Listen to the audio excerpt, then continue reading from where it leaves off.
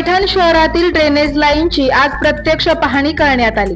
आमदार विलास भुमरे पाहणी दरम्यान शहरातील ड्रेनेज व्यवस्थेची सध्याची स्थिती तपासून नागरिकांना भेडसावणाऱ्या समस्यांचा सखोल घेण्यात आला।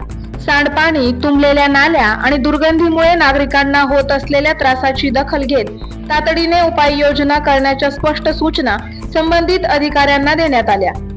या पाहणीवेळी शहरातील सर्व स्थानिक शिवसेना पदाधिकारी तसेच नगरसेवक मोठ्या संख्येने उपस्थित होते।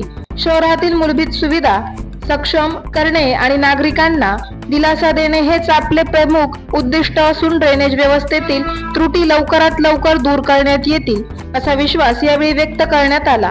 पैठण शहराच्या सर्वांगीण विकासासाठी आणि नागरिकांच्या आरोग्याच्या दृष्टीने आवश्यक त्या सर्व उपाययोजना राबवण्यास आम्ही कटिबद्ध असल्याचेही यावेळी सांगण्यात आले।